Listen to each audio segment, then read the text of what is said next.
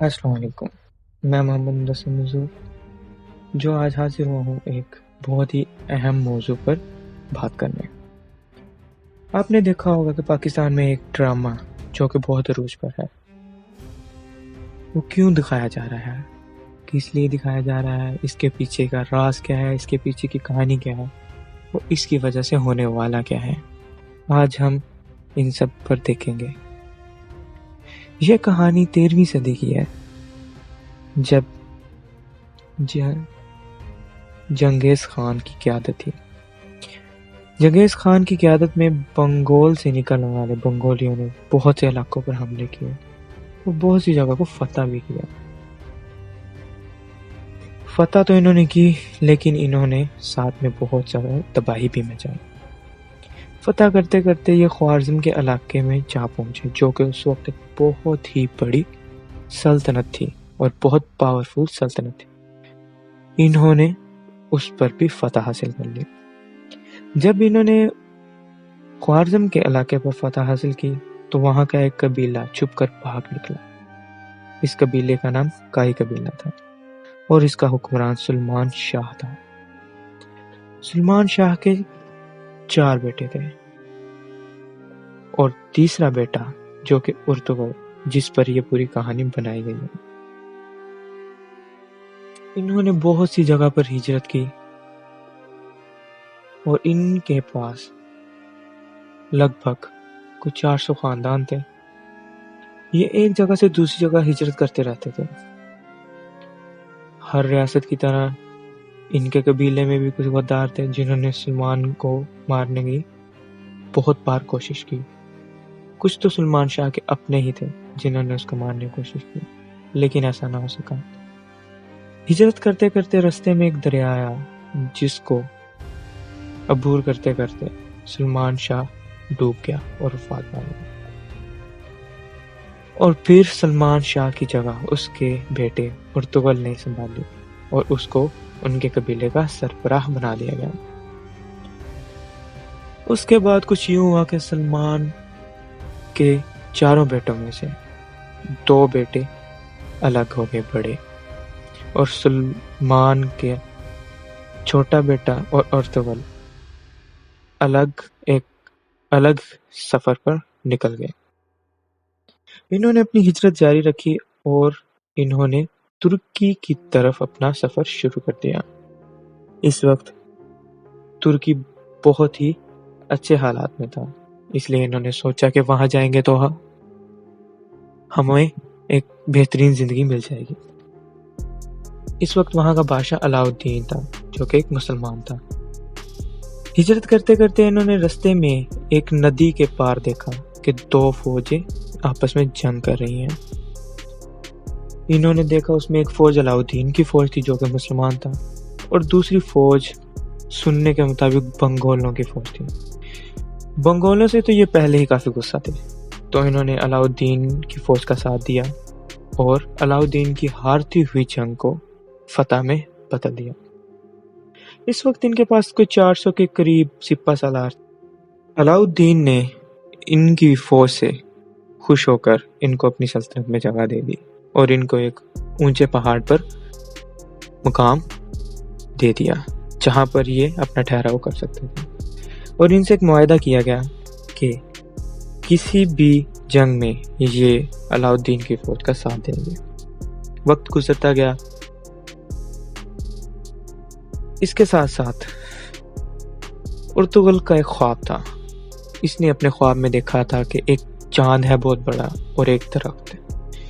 درخت کی شاخیں بہت دور تک پھیلی ہوئی ہیں، بہت دور کے ممالک تک جیسے کہ جا رہی ہیں۔ اس نے خواب میں یہ بھی دیکھا تھا کہ 4 پہاڑ ہیں اور 4 ہی دریا ہیں۔ جب اس نے وہ دیکھا تو چاروں کے چاروں پہاڑ اس کی ہی بر اعظم میں آ رہے تھے اور چاروں دریا اس کے بر اعظم میں آ رہے تھے۔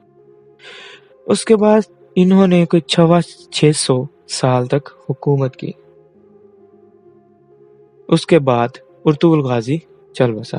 ارطغرل غازی کے جانے کے بعد اس کے چھوٹے بیٹے عثمان نے جگہ سنبھالی، اس نے حکومت سنبھالی اور اس نے خلافت کو قائم رکھنے کی جدوجہد جاری رکھی۔ اس نے بہت سے ممالک پر فتح حاصل کی اور لگ بھگ کوئی 3 براعظم پر ان کی حکومت تھی۔ انہوں نے کوئی 650 سال تک حکومت کی، لیکن اس کے بعد یہ عیاش پرست ہو گئے، کچھ غدار بھی نکلنے لگے اور ان کی سیاست کم ہوتی گئی اور ان کی حکومت کمزور پڑ گئی۔ اس وقت ان کے پاس خانہ کعبہ اور مدینہ منورہ ان کے پاس ہی تھا۔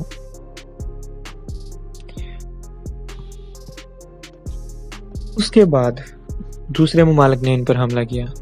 پہلی جنگ عظیم میں انہوں نے 3 سال تک مقابلہ کیا، لیکن اس کے بعد یہ کمزور پڑ گئے اور دوسرے ممالک نے ان پر فتح حاصل کر لی۔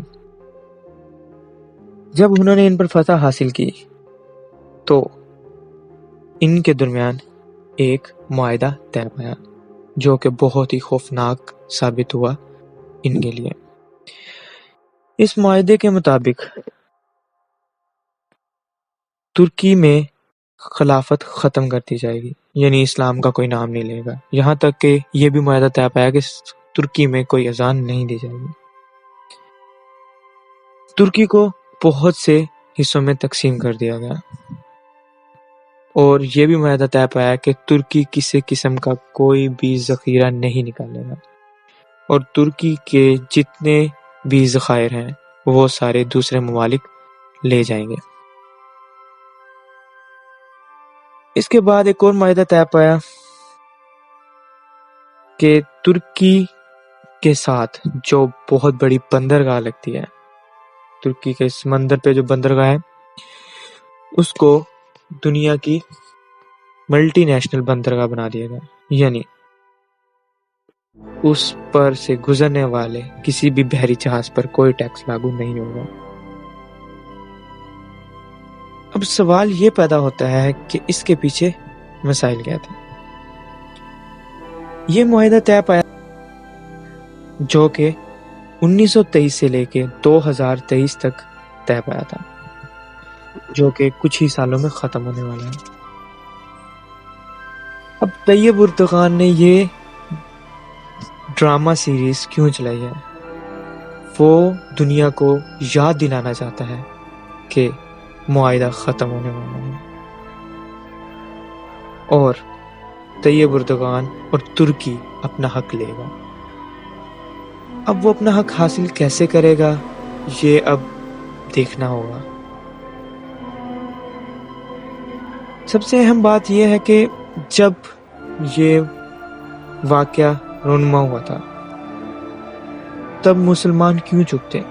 کیونکہ ہر مسلمان کو کوئی نہ کوئی حصہ دیا جا رہا تھا، کسی نہ کسی جگہ کی سلطنت دی جا رہی تھی، لیکن صرف ایک علاقہ جس نے اس پر تنقید کی اور خلافت ختم ہونے پر اپنا پوری جدوجہد کی، وہ تھے بر صغیر کے مسلمان اور بر صغیر کے لوگ۔ بر صغیر کے بہت سے لوگ ترکی گئے اور انہوں نے خلافت کو ختم ہونے سے بچانے کی اپنی پوری کوشش کی، یہاں تک کہ بہت سارے بر صغیر کے لوگوں نے اپنی جانیں بھی دے دی اور ان کی قبر آج بھی ترکی میں ہے۔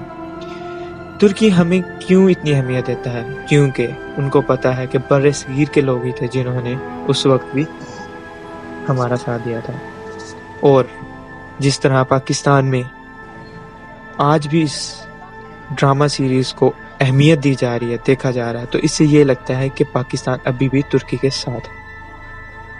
امید کرتا ہوں کہ آپ کو سمجھ آ گئی ہوگی، باقی انشاءاللہ ڈرامہ سیریز کے ساتھ ملیں گے ڈیٹیل میں،